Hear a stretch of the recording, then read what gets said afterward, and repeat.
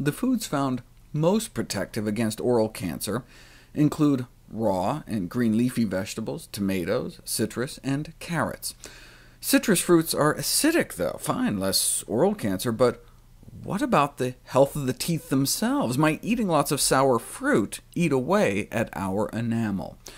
Well, early case reports that raised red flags involved things like sucking on lemon wedges, not evidently a good thing for your teeth, or rampant cavities as a result of the bizarre habit of sucking bananas.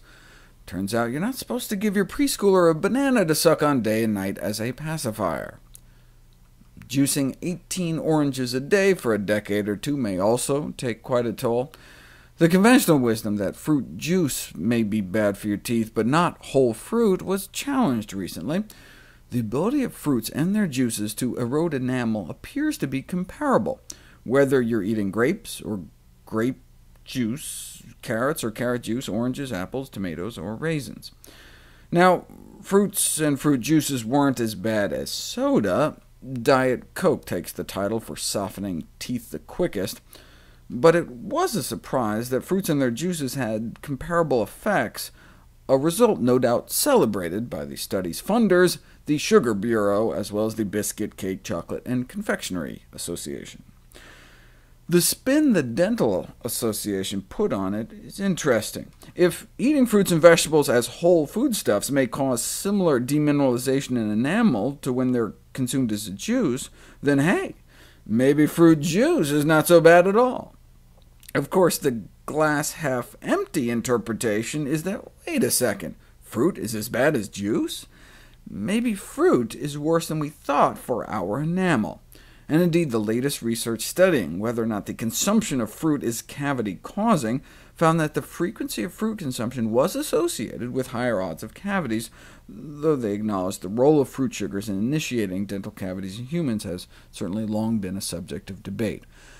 But is this going to be a problem for those eating like this as opposed to this?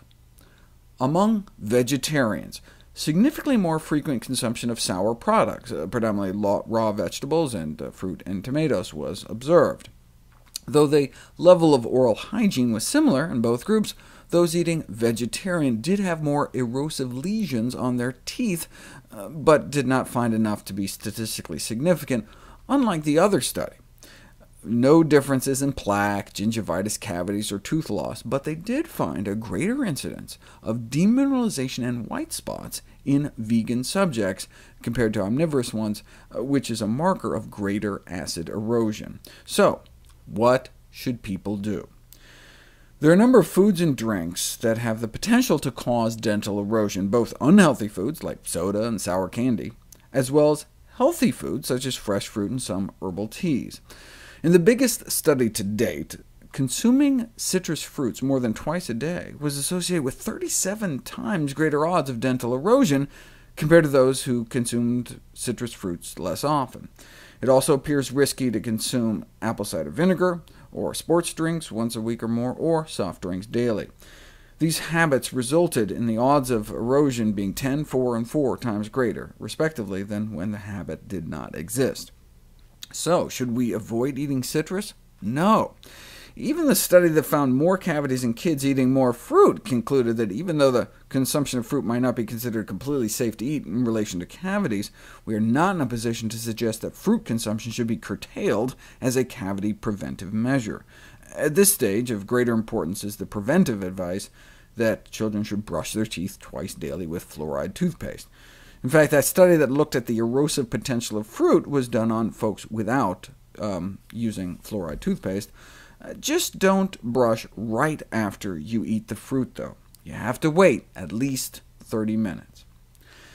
See, people have this misconception that brushing immediately after consuming acidic food and beverages would prevent the damaging effects of dental erosion, when in fact the tooth surface, when softened by acids from food and beverage, is more vulnerable to damage by toothbrushing.